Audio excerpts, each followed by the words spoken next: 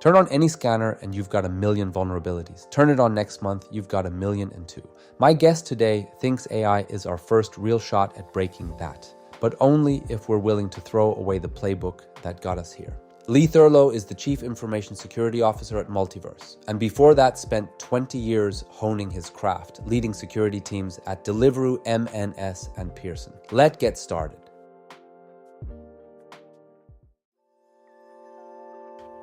Hey, I hope you're enjoying this episode of the AI Leaders series. Just a quick word from our sponsors, Thurlow. Coding agents write faster than teams can review it. It's becoming the ceiling on how fast you ship. While PR-based code review tools can help, they only read the diff, they don't run it. So you get predictions instead of proof and a lot of time wasted in forever fix loops. Thurlow was built to solve this problem. It's the only local runtime code and security reviewer that runs in your agent session and exercises real paths against your live stack. In one run, Thurlow checks for behavior changes, regressions, integration, and security issues, finding the real hard issues before you open a PR. And one run covers 8 times more than SaaS and does it at lightning fast speeds. Thurlow is free to try and easy to set up. So stop reviewing agent code at PR time and head to thurlow.io.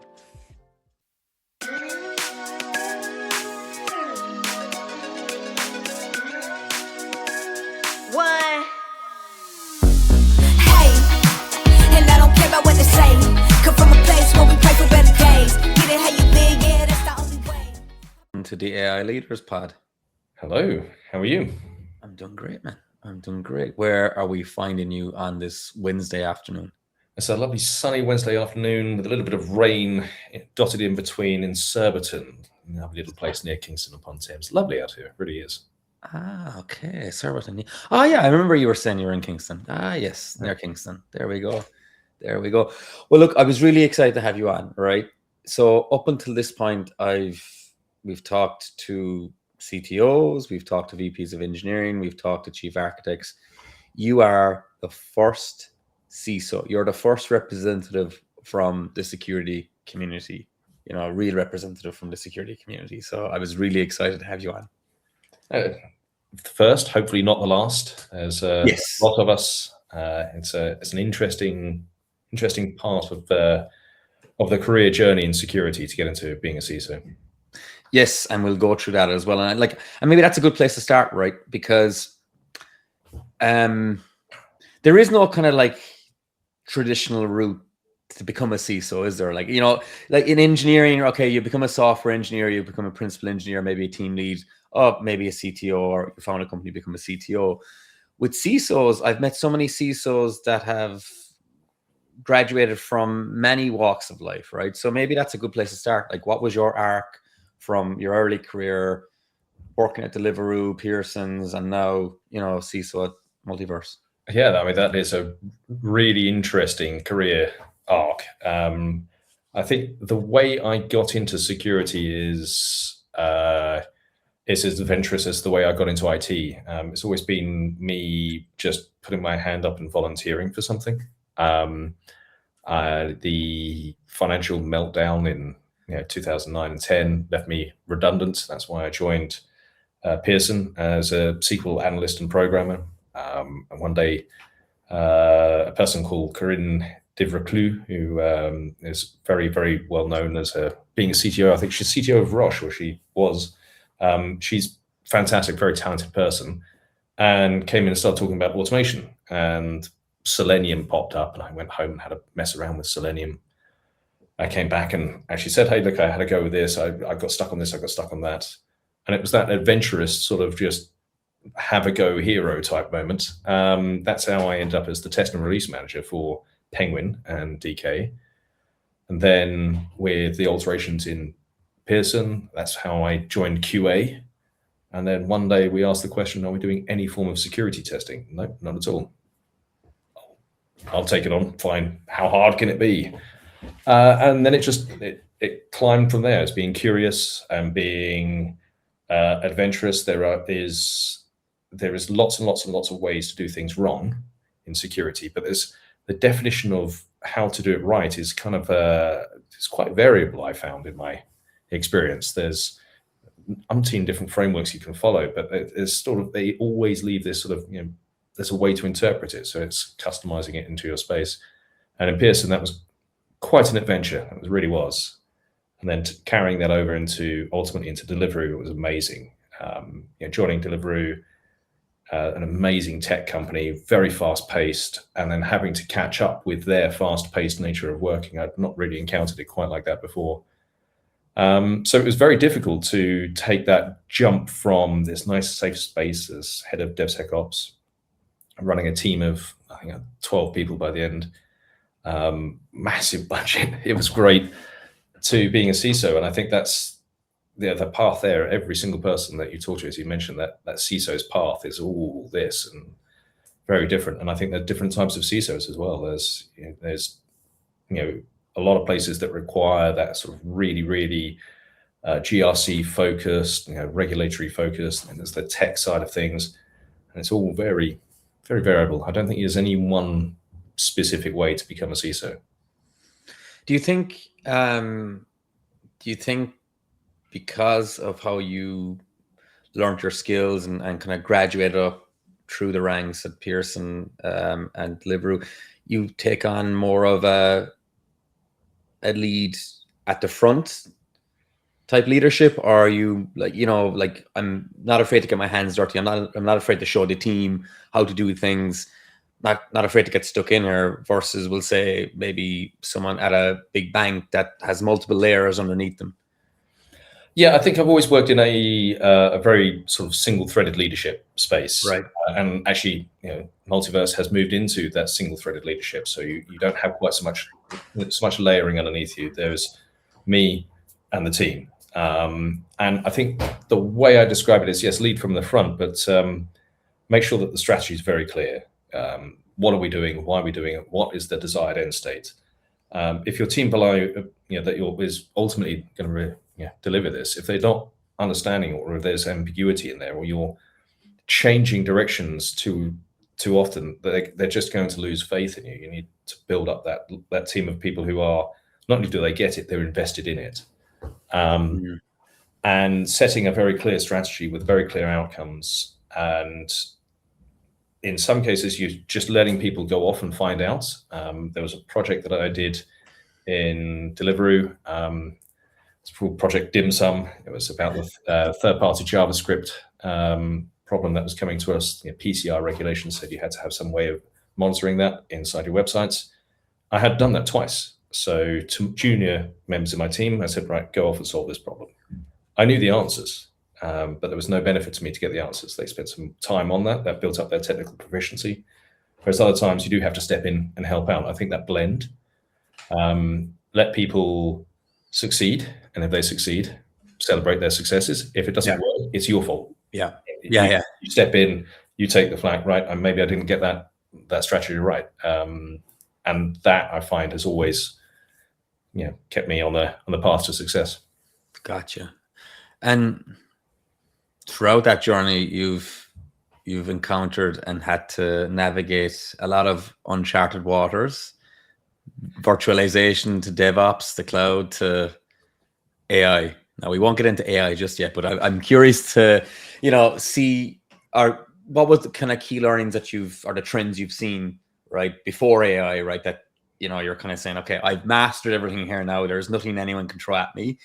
And then AI happens, right? But let's go through the arc of like discovery of the different trends. And I mean, Pearson was data centers, and I remember the move into virtualization we started using vSphere, I think it was, or whatever it was.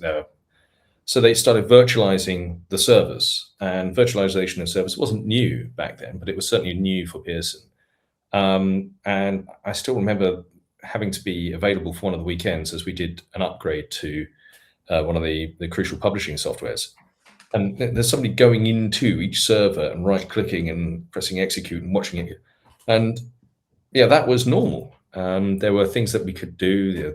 There was certain tools and things like that would come up in the next few years. Things like Chef and Puppet and those types of things. They were being built to try and solve that problem, where you don't need somebody right-click and executing. And then just at the time that we were doing things like, hey, have we got the virtual machine thing down? We know how to run that now. We've got the database team. That's all sorted. We were starting to build pods in different locations to ensure that latency issue was it wasn't an issue. And then along comes the cloud, and some people who knew how the cloud worked join us. And there was these people and those people, and it was an absolute chaotic free-for-all. And in that, we had to continue the security drive. It left lots of the previous generation of security team that were in Pearson just raising question marks. They didn't know how to do it, including somebody who had actually built one of the data centers, separated it, PCI, non-PCI, that sort of stuff. Didn't know how to do it. Didn't make any sense to them. And then just as this sort of cloud thing started to become a bit easy to understand, unfortunately, it was now known as lift and shift, which is extremely expensive.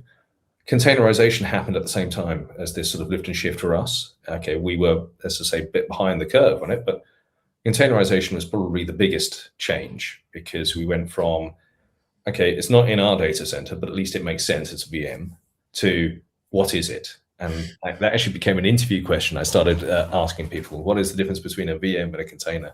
And it's amazing the differences you get in that answer. And containerization changed everything for the security landscape for me. Application security, where I was working, that's that traditional way of doing it out the window.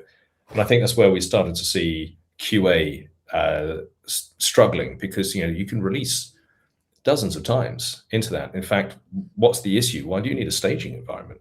All these questions started coming up, and I saw eventually all of that happening in Deliveroo. There was a staging environment, but production's a better place to test. Just get your tests on the way in there. And that left all the ways that we do it, the gating, the code quality, it had to change. You can't wait an hour for a security scan. You can't wait a week for somebody to take a look at your Jira ticket. You have to get your hands dirty and start raising the pull requests. You have to get in there and change it. And I think the lesson that I've seen is let go. Just be prepared to let go and start again. That was how it worked. And in that environment, we got to the stage where it's really mature. Development processes were mature. Security processes were mature. This is not that environment. This is this environment. Let go of that. Try this on. And especially at the beginning of it, some of the stuff you're going to come up with will work. Other stuff that you're going to come up with, the other ideas, are just not going to. And that's it. If they don't work, don't try and carry on with them. Just throw them out the window. Okay, we tried this. Let's try that. Take advice from the engineers. Some of them are more than capable of helping solve the problem or solving it for you. Maybe it is not your problem to solve anymore. We saw that with things like that move into the cloud, networking changed, the way that we did the whole architecture. We went from 3-tier architecture to whatever you want to call it, completely containerization. Is that now a security issue? Do we need the architects in the same way? Evolve the roles, let go of some things, gain other things. But yeah, I would say the takeaway is really just let go. It doesn't work. You can't copy and paste it. Yeah. Round peg, square hole. I've definitely, I entered my career in AppSec, right? And I kind of saw the arc of the start of AppSec, where it was someone else's problem. It was the team over there in the corner. And I can remember I was at a bank in the Netherlands, beginning with the letter R, and I was presenting to maybe 200 people, mostly engineers, and I asked who here cares about AppSec, and only a very small fraction of, I think it was 4 or 5 people in the corner put up their hand gingerly. The rest of them it's not our job. But then over the last decade, I've seen developers embrace AppSec, and it was kind of coming to a point where security was becoming ingrained in the culture, and then all of a sudden we had another big change, which was this thing called AI, where now speed was the priority again, right? So how have you navigated, and how are you again charting on uncharted territories before, in this AI world? How are you navigating that? And again, I think with that, letting go is helping. There are some core engineering principles. The same thing as, let's say the universal language is mathematics. There are obvious things that make sense and make no sense, but we need to, shift away from, I would say if you look at, let's say, SAST scanners, I'm just going to pick on a SAST scanner, not because SAST scanning is bad, not because it's good. They have had a very interesting evolution, from the binary code scanning that Veracode used to do, AppScan and Fortify, the three powerhouses when I started first getting into application security. And, typical scans could take, hours, and processing power increased, and they could take a little less time than that. You still had false positive elimination. But the point was, yes, you'd get the results, and the AppSec team would take a look at the results, and then the dev team would take a look at that along with the project manager and prioritize them, and you could see a remediation cycle in a very mature place. The places where there is a great deal of regulation. Generally, there's a resolve a critical within 7 days, probably likely to be there. But most companies were sort of, put that on the backlog along with other features because it is a feature. So vulnerability remediation became, and hence, from my experience, is still a very painful thing. It is a never-ending journey. There's no love in it. It's painful. It's slow. If you work like that, what I'm seeing with AI though is we can think about it from a completely different perspective. Yes, you will still scan the repository, but you've missed a trick there. And it's just realizing and working with the engineers and getting the way that their mind is working, and then having a go with it. Okay, I saw you testing that, but I saw this thing went round and round and round and did this. Oh yes, because I'm using these things. Can I grab those things and have a go myself? And be curious enough to ask the question, how about trying it this way? Or what if this? One of the things I'm finding is that letting go of the ideas and imagining you're solving the problem for the very first time, which in reality you are. Get creative and know that there is no one who's an expert at it yet. In a few years' time, it will stabilize. There will be technologies out there available to us. There are some upcoming companies that are helping. There are some, generally we're all working our way through it. But starting at the beginning of, why are you waiting for the code to be created to ask the question as to whether or not that's good? It is being iterated through by the AI. Surely, as long as the AI knows what you won't allow and what you will allow, you can then create that first layer. Then you have your non-deterministic checks, the ones that it can't bypass. And then when you finally deploy this thing, it isn't over, because plan time and runtime are invariably never the same. Feed it back. And that feedback isn't just going into your AI, that's going into your policies. Because you've written a policy and a standard. Well, you can't write one anymore. Your coding standard can't be one.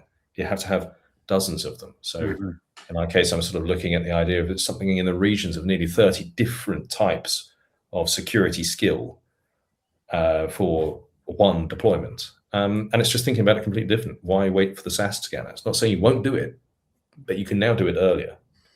And with AI, you can use it to feed back and actually ask the question, does this make any sense? Hey, look, I've deployed this now. Yeah, but you've missed all of this stuff. Okay, great. Let's feed that back into the model.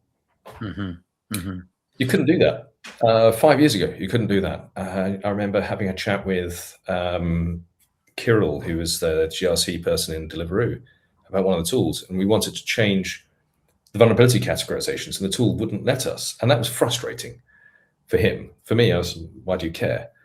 And you couldn't do that sort of level of extremely high speed iterations to get your policies in the standards and your I wouldn't even sort, they're not even guardrails anymore. To get what your delivery pipeline should look like to a healthiest place, you couldn't do it that quickly. It's what's going through my head, right, is that there's an imbalance at the moment, right? Like you are embracing AI, right? And you're saying you're letting go, and you're ripping up the playbook, right? And saying, okay, how do I actually embrace this new technology? How do I get it as close to the point of generation as possible? How do I work with the engineers? While at the other side, you've got these legacy vendors who are just trying to survive, right? They're like clutching on to the end of the cliff, right? And they're trying to like push the same old narrative that they've been doing for 10 years, but their underlying architecture and technology, it's becoming antiquated. So like, how are you even navigating the tooling landscape? How are you navigating the marketing landscape today? I'm very lucky with the interactions that I've had through Deliveroo. I brought them with me. So companies like Nomios, so they are a reseller, and I try not to go direct, but at the same time, so I can hand them requirements, hand them ideas, constantly meeting up with them to discuss new spangled ways of doing things, running my ideas through them. You say, hey, look, I woke up on Saturday morning after 1 or 2 glasses more than I should have had of wine, and I had a harebrained idea, and I run that through them. That means I have a force multiplier in people, and then they give me ideas back. At the same time, curiously enough, if you have a decent conversation enough with AI, the AI of your choice, and don't just use one, use 2, ask the same question, you'll get 2 different models, 2 different answers. It is a very good source of going out there and finding out who could potentially solve your problems. So your marketing actually becomes the thing that you're trying to solve. And I found that to be really useful, the combination of companies like Nomios. There are lots of others like that, and not just them. I've got a great relationship with them, and the different AIs out there. But I would say definitely don't stick to the mainstream. And I think this is, I've never really wanted to stick to the mainstream anyway. I find disruptive companies to be much more flexible to work with. Wiz was a very disruptive vendor when they came up, and they are still pretty disruptive now. And the reason they were so disruptive is because they were new and they were thinking about things very differently to how the Redlocks of this world have been thinking about things. There are companies now that are spinning up that are ready for what is going to come, or if they're not, their platform and their architecture is adjustable enough to get to what's coming. And I think that's, especially for the challenges I'm facing, it's not a big company. It's not a company full of, I don't even want to use the word legacy, applications and products that were built on technology before AI became a thing.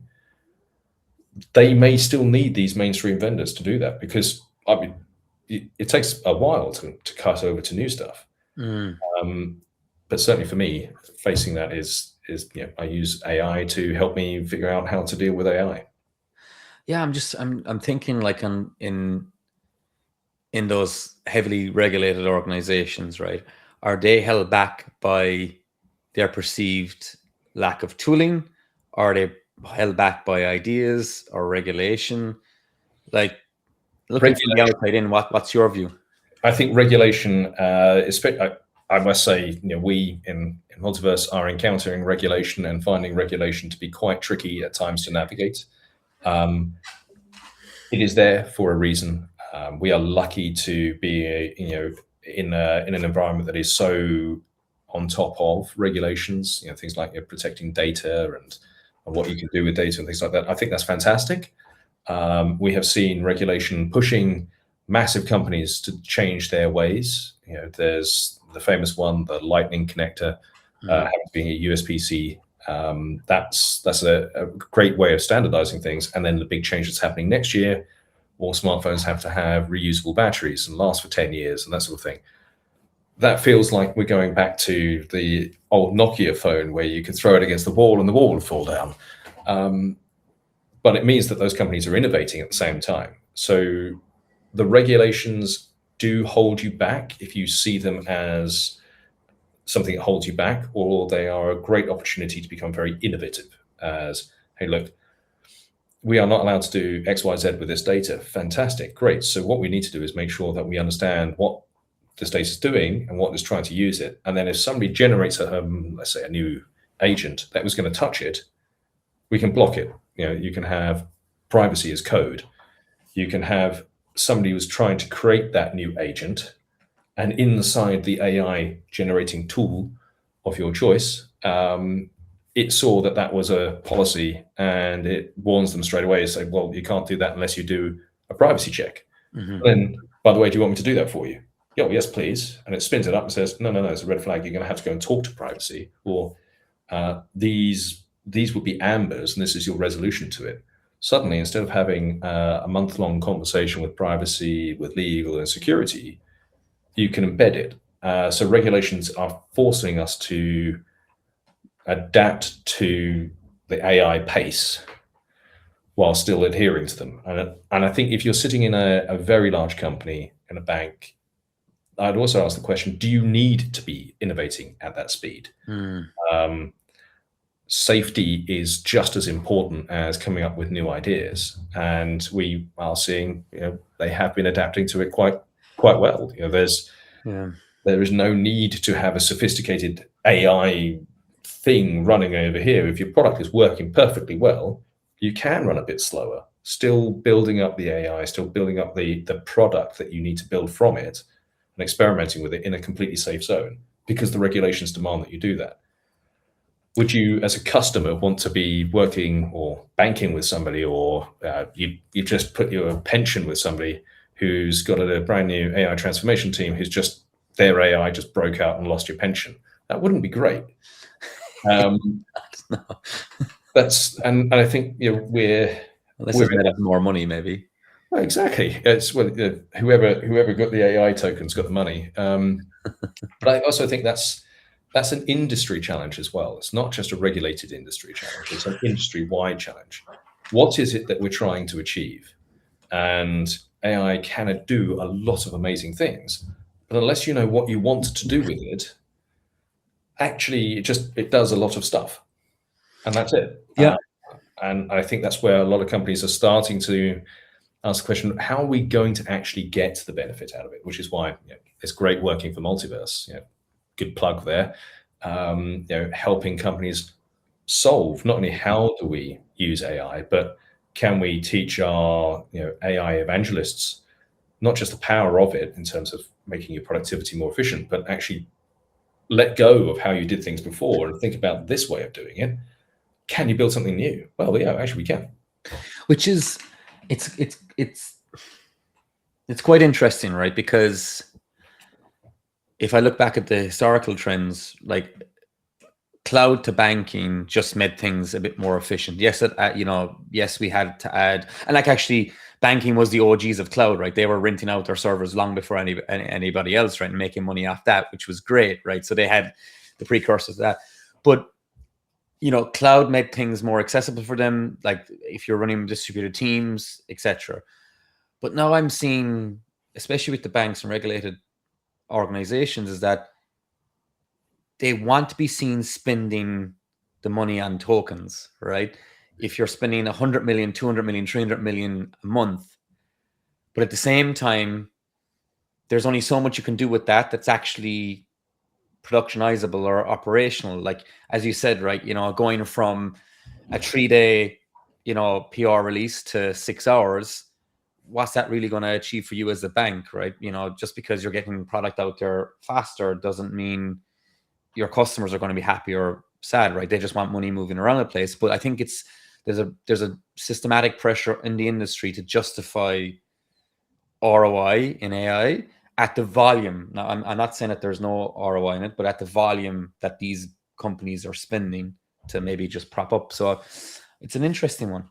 It is. And we are seeing, I think this really is where we're going to see some big names, the SaaS industry really, really struggle as the product that they had, the thing that they had, which is very difficult to change and adjust, somebody in 6 weeks managed to create the same thing. I think I saw a news article about somebody vibe coding their own CRM or something. That's scary. And if you are, a very trusted large institution such as a bank, it is equally scary. Hey, I hope you're enjoying this episode of the AI Leaders series. Just a quick word from our sponsors, Kernel. Coding agents write faster than teams can review it. It's becoming the ceiling on how fast you ship. While PR-based code review tools can help, they only read the diff, they don't run it. So you get predictions instead of proof, and a lot of time wasted in forever fix loops. Thurlow was built to solve this problem. It's the only local runtime code and security reviewer that runs in your agent session and exercises real paths against your live stack. In one run, Thurlow checks for behavior changes, regressions, integration, and security issues, finding the real hard issues before you open a PR. And one run covers 8 times more than SaaS and does it at lightning fast speeds. Thurlow is free to try and easy to set up. So stop reviewing agent code at PR time and head to thurlow.io. Is that well, because different product innovation, different target audience? I think, I'm not saying I'm a user or a fan of it. I'm just using it as an example. Compared to, let's say, the Barclays or the Santanders, they're much easier to use. They're much easier to spin up a bank account. They're much easier to get on with things like, transactions and, hey, look, I'm going to go to Europe and spend euros there. It actually works the way that modern day life works. Whereas if you go back to one of these traditional industry institutions, yes, big, safe thing, but actually at the same time, the only thing that they're good at is selling you a mortgage. So they are aware that they have to adapt and change for the times. And I think everyone in industry is looking at, hey, look, the thing that we've got right now can be built by AI in 1/10 of the time it took for us to get to here. So if that's the case, we have got to innovate, and we have got to make sure that we either stay ahead or come up with the next new product. I think the best description I've had is our CPO, who's absolutely fantastic, really talented person. That S-curve thing. Products start beginning and they go up like that. And he's looking at the S-curve now as if you look at how AI accelerates that S-curve, if your product was just climbing up and not built on AI, it's already down here because you can build it and sunset it with AI. But it's a real difficulty. And I think we are seeing this across all of industry, lots of money being poured at AI and very little benefit to it. And that comes back to because nobody knows what to do with it, what it can do, because we're still trying to build what we had, letting go of that and coming up with the next idea, the next thoughts, the next harebrained idea to it. I liken that to when the steam engine was created. It was created a long time before people knew what to do with it. I think that was demonstrated once in Syracuse by Archimedes and stuff like that, long before it became something that the Scottish actually used to change industry. And it took a long time to change industry because nobody knew how to use it. Once they knew, that's it, revolutionized the world. And we're seeing the same thing with AI. It can just do all of that much faster. So when the internet first came around, I think the rate limiter was the amount of infrastructure we had in place to the network and switches, right? We kind of have that all in place right now. And yes, there is harping on about data and data energy. We'll figure that out as well. But it seems like the biggest, there's 2 things that I think are, from what I'm getting from you, that's rate limiting AI adoption. One, it's our imagination, right? And 2, it's just we don't have the gold standard yet of actually what good looks like with AI. I'm talking about software development and creating new products, right? Because there's a lot of SF hype of, I built this, as you said, the CRM in 6 weeks. You check back with that same person and it's probably sunsetted already because there's a lot of crap underneath it as well, and all that, right? So it seems like there's an education problem, and just our imagination has been crafted by the things we did 5 years ago. I think also it's an experience thing. If I look at the people who I think are most comfortable with letting go of, the way they did it before and fully embracing it, they have experience. They have, it's like a sommelier tasting new world wines and saying, well, I don't like that you call it Zinfandel. You should call it Syrah or Shiraz or something like that. And actually then learning that it's really delicious, even though the methods and the processes, it's the same sort of thing. It's experience. It's about,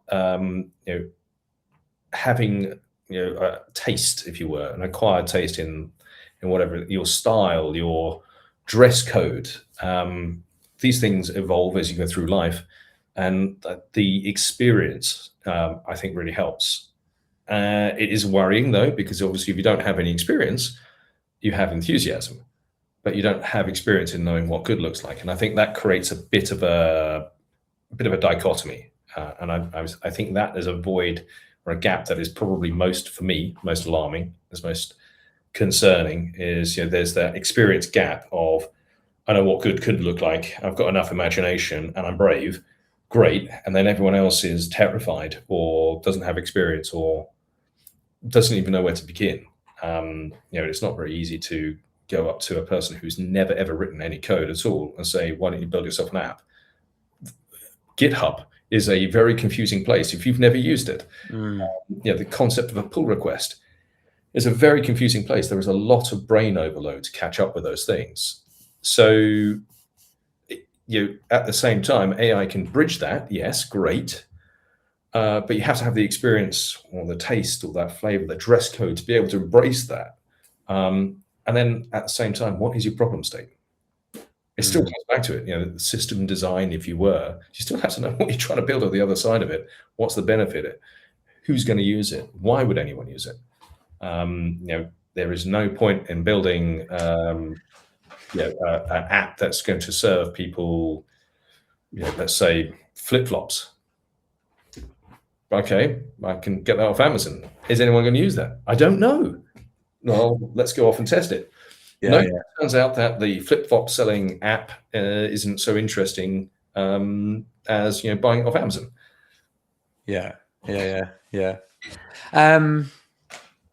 want to switch gears to you've an interesting chair, right, where you're at the C-suite level. You've got the CTO, you've got the CEO, you've got the CFO, and there's probably another C-suite somewhere there, right? And like, how do you balance the enthusiasm of AI with the risk? And then there's probably a lot of ROI questions coming up now, right? So take us into that room and how the conversations are going, and I would say that's your role. That's possibly the most difficult place to be. Because,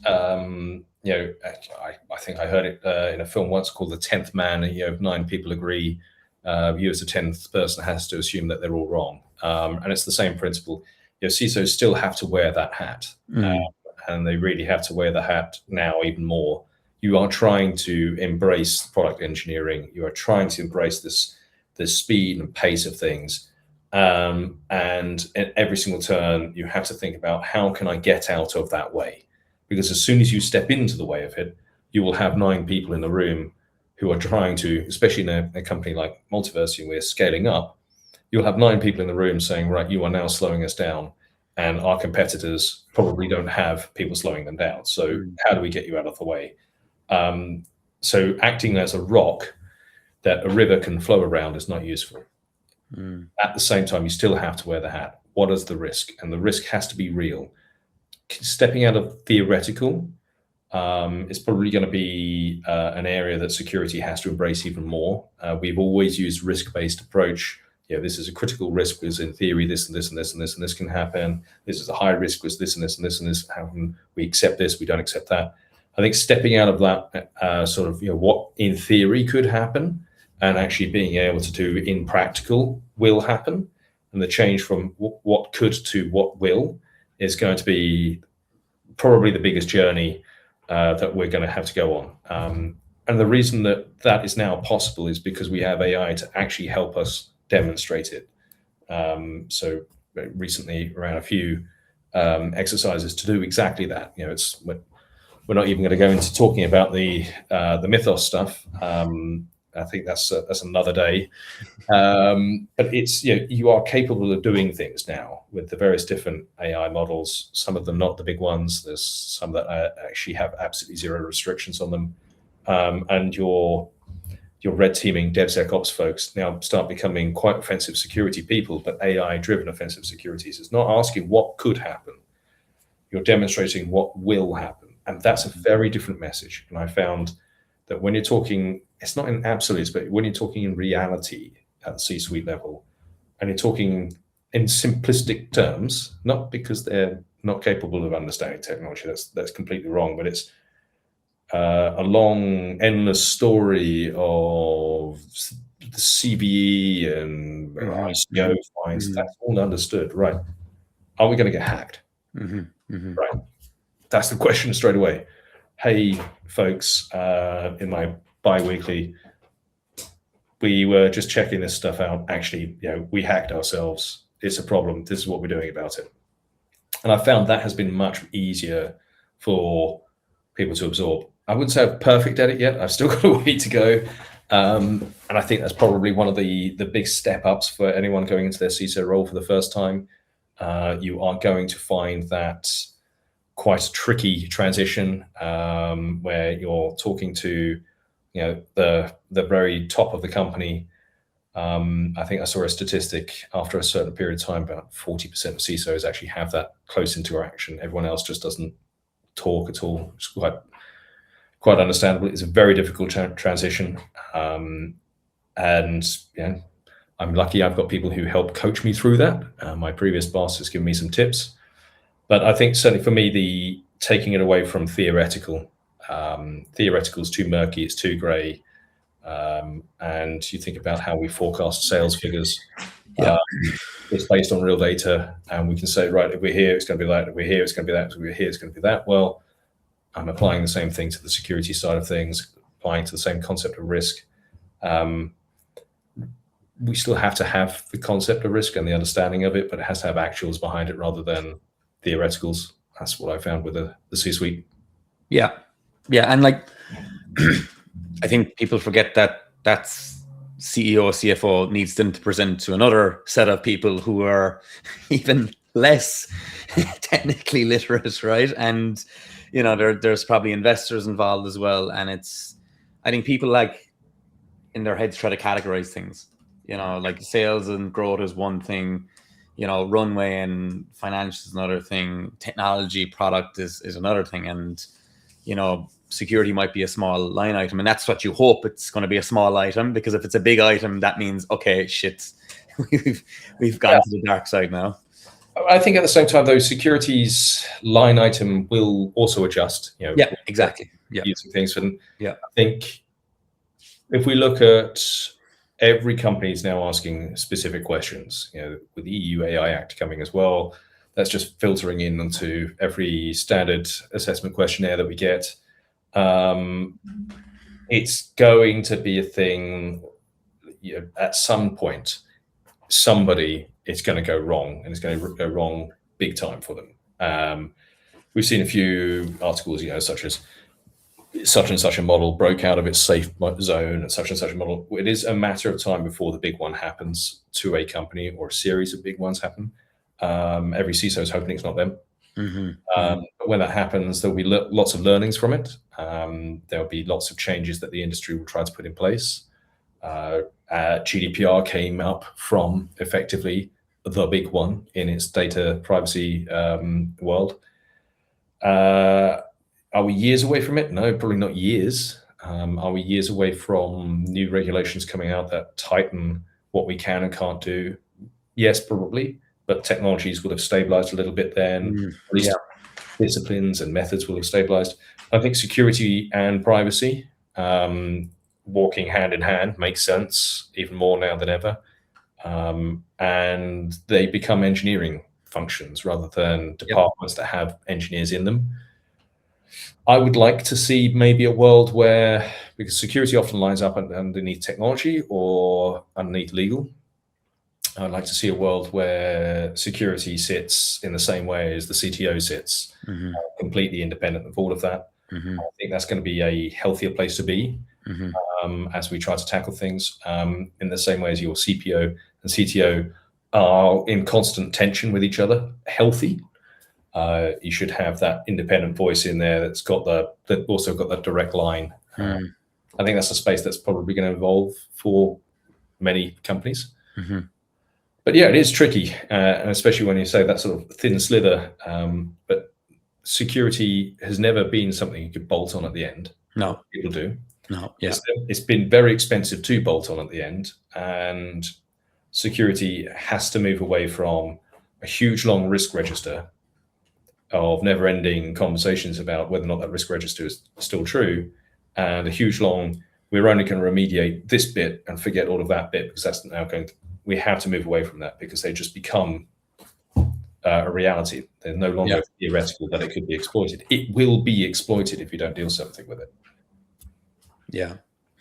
I have two more questions left for you. The first one is, with a view on the horizon and, token economics spiraling out of control, and maybe conversations about open weight models becoming more pressing, like what is your view on open source, open weight models, and does that pose any risks from a security perspective, or big risks from a security perspective?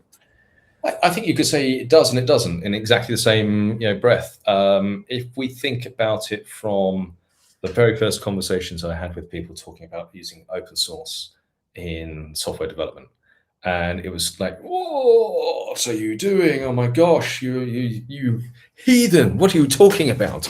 You mad person!" And again, this was Corinne talking about it to Pearson. And she just made people pause for a second. Has anyone used Linux? Like SUSE or something like that. Do you understand where this has all come from? And the room just went, what? What do you mean? Okay, it was mostly primarily a Windows house at the time. It's funny, isn't it?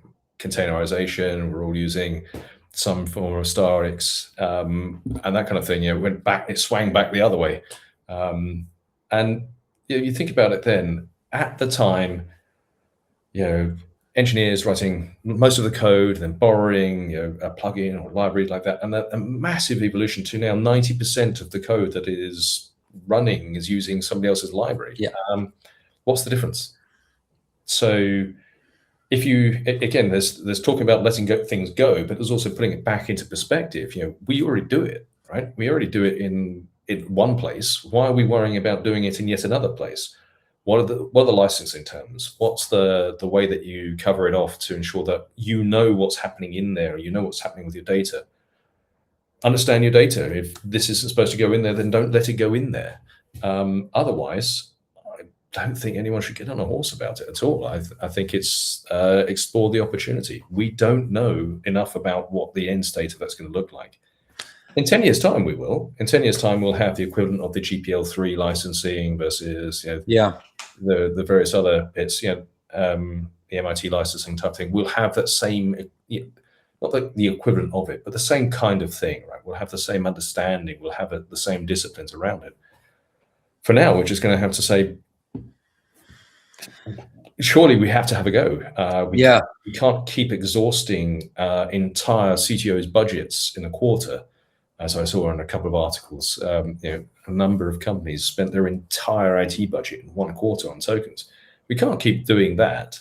There has to be a way to make it efficient. And even if I look at how I use AI now, I ask it to change models depending on what it's doing, so to make it more efficient on token usage.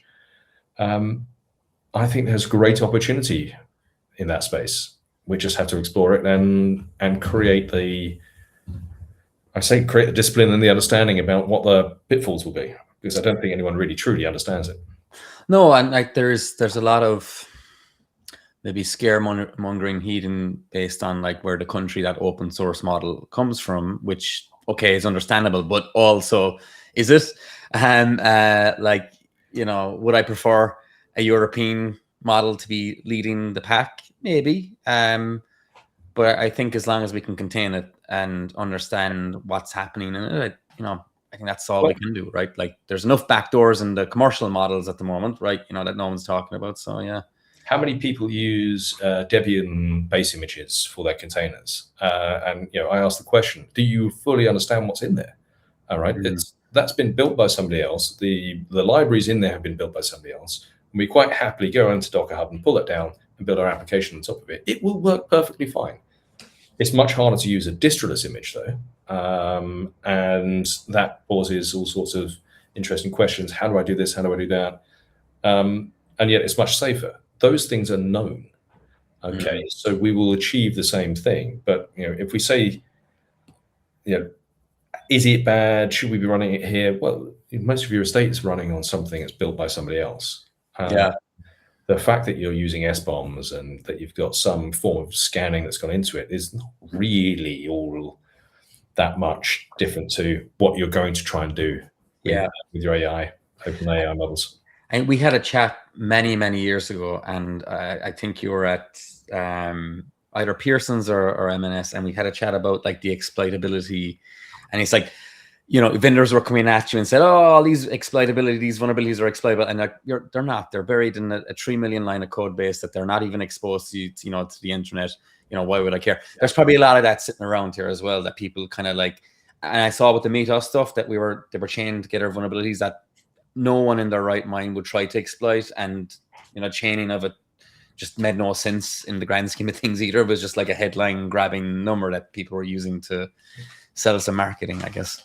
And I think AI will change that space because the ability to chain and the ability to come up with new attacks. But then again, SQL injection was first discovered in 1998. And it was still a problem for me to tackle. Not that long ago, one of my friends who is a red teamer and a bug bounty guru is still finding SQL injection, right? What are we talking about? 1998, and it's still around. Cross-site scripting, I think it was like 2002, 2003, something like that.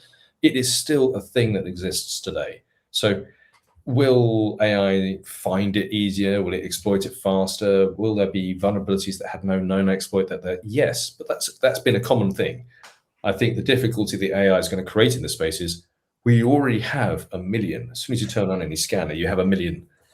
The number always seems to be exhaustively high. It's like, whoa, if it's not high, you've got the scanner. You should link your cortisol. You should wear like the Apple Watch cortisol thing, and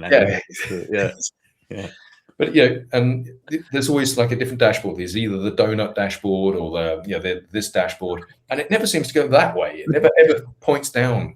There's always, I've got 1 million, I've got 999,000, I've got 1,000,002. That's been 25 years, right, of this. AI is just going to make the number bigger, right? But what we're looking at there is the wrong problem. We're not looking at the throw this bit away, think about it differently, right?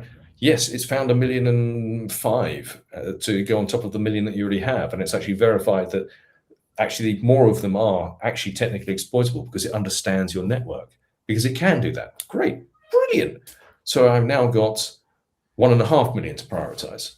No, you have the ability to not ever have to introduce them again, because you can think about how the AI is generating the code. Can I use it to help remediate it? Well, we can't have AI remediating code for us. Well, why not? If you think about operational excellence and you look at the tiering of your services, your tier 0 services should have absolutely unbreakable tests. If you then raise a pull request to fix a vulnerability it's been raised by AI, approved by AI, merged by AI, 3 different steps, 3 different AIs doing it if you wanted to, and it breaks your production environment, you've just learned that you needed to fix your tests rather than AI was the problem.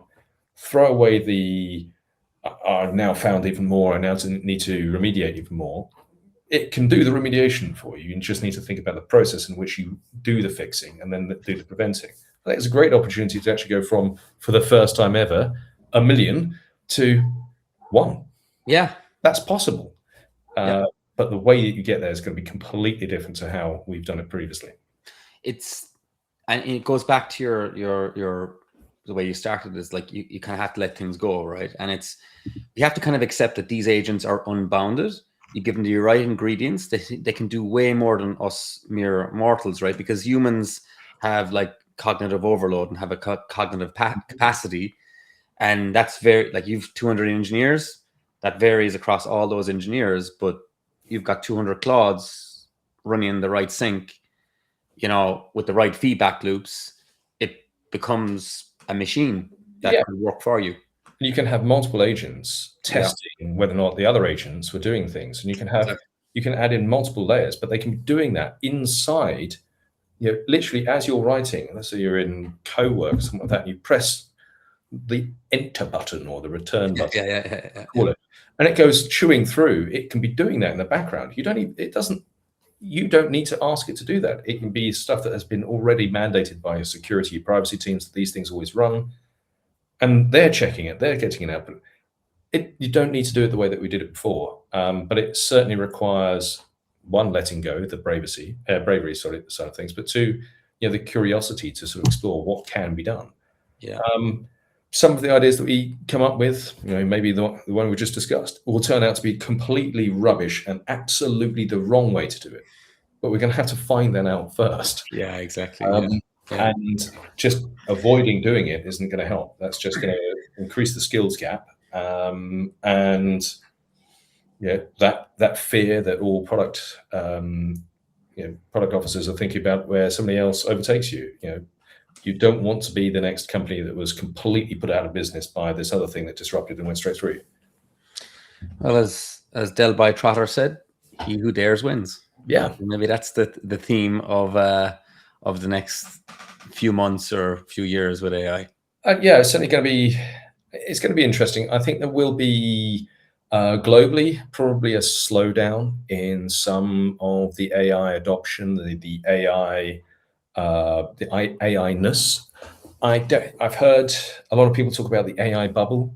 I don't think we're in an AI bubble. I don't think that makes sense. There is certainly a lot of AI hype. There is a lot of opportunity there. But unlike the .com bubble, where there really was a bubble, everything was becoming a .com for no reason. I think there will be a slowdown in the adoption and the transformation, but what we're seeing is all of that technology we've spent the last 15 years building, we're seeing the accumulation of that getting to the other end of it. This is the finest hour of the last 15 years coming to fruition. Finally, we get to the stage where we have these things. Not every company needs to use it. Not every company will use it in the same sort of dramatic fashion that they are right now, which is why it was slowed down. But I don't think we're going to get to the stage where that's it. We don't need it anymore. Let's just hire back 500. Because I think also we're changing the shape of companies. We're changing the shape of hiring. We're changing the shape of how we do things. And I think, if anything, it's bringing us, it will reduce the gap. So kid comes out of school, no experience whatsoever, but they've been using it on their phone. They've already built up enough of that. I think that's going to be the crossover point. We need to get to that stage. They can join a company, and because they've got every bit of skills built in their Claude or whatever you're using, they'll be able to hit your code base straight away, and off they go. And you've got somebody straight out of school, straight out of university, who's got an interest in something, and they're productive. Whereas normally you'd have to wait 15 years before you get that sort of person. Mm-hmm. We're not there yet. We will see the slowdown, but I don't think we're going to see the bubble burst. I don't think there is one. And we're going to see that gap start to close. Yeah. And that's why Multiverse exists, is to help close that gap as quickly as possible. Well, there you go. On that note, man, it's been a pleasure. It's been a pleasure. Thank you very much. Looking forward to seeing you again in person soon. Yes, we do. We need to arrange that. Lee, thanks very much, man. No worries. All the best.